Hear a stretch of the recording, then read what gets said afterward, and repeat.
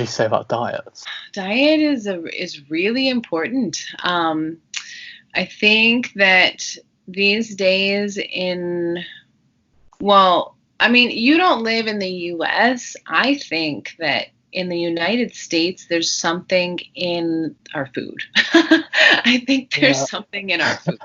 Um, there's a lot of marketing out there for people to buy particular types of products. And so, in order to keep someone hooked on a product, I believe that most companies are putting extra sugar in their foods and processing stuff and getting people addicted to certain types of foods. And so I think that just because I've traveled so much and I've experienced food in different cultures, and for instance, like bread in Europe tastes very different from bread in the US. And I've just always wondered, like, why is that? Like, I feel like there's real bread in Europe and then there's fake bread in the US.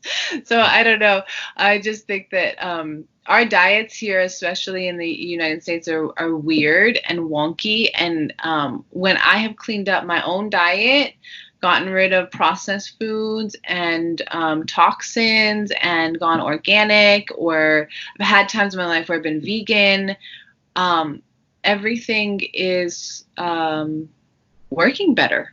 My system works better. My mind is calmer. You know, the sugar in our food really spikes the mind, and it makes the mind go up and down and up and down, and our emotions go with it. And so I think that the diet is a huge part of it. It's, you know, our practice of centering ourselves comes with the diet, and also just eating on a regular schedule. Like, eating on a regular routine and a regular schedule helps the mind to feel settled, you know. And I think that the stimulants that we have access to just cause the mind to go all over the place, you know.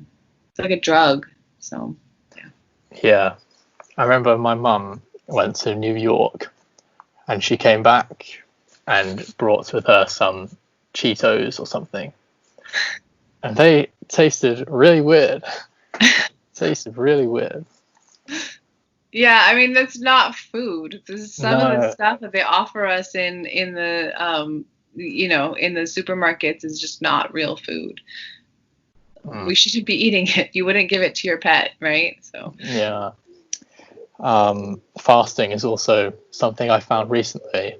Recently I found it, and it's great when we prove ourselves the effects of something, you know, and like we really experience the effects. It's not just like, oh, I should do it, or yeah. So fasting is one for me there. And then the second one, which I want to talk about later, is semen retention as a man. Really works, really says what it says on the tin, does what it says on the tin. yeah, that's a huge part of the Taoist practice. Yeah. So fasting, what do you think about fasting?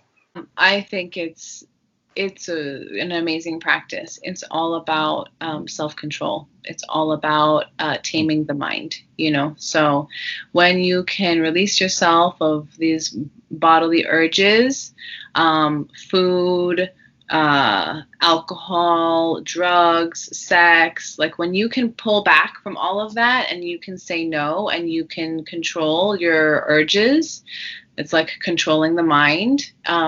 You have more power. You have more power over yourself, you know. And so I think a practice of regular fasting is great. I don't know about those long fasts where people, you know, stop eating for 10 days at a time. I don't know if that's good for you or not. I don't know the science behind it, but I know that like a 1 to 3 day fast consistently throughout the year is really healthy, because it'll also give the digestive system a chance to stop, you know, and a chance to just recalibrate, and it'll also calm your nervous system. And so anytime I've fasted, I feel amazing. When I fast, I feel like I have so much more energy. It's wild. I'm just like, oh, okay, I'm not eating food, but I have a ton of energy right now. I don't understand. Yeah. It's like once we're continually digesting stuff, like energy is all poured towards that, isn't it? Mm-hmm. Yeah, it Mm-hmm. all goes into your digestive tract, and then it's not used for your brain, right? So when the energy doesn't have to go there, it can go elsewhere. You can use it for other things. Yeah. Man, there's a lot to digest. Yeah. A lot of information, yeah.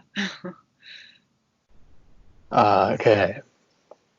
But I think that that's why the yogis in India, they fast for long periods of time and then go into meditation, because it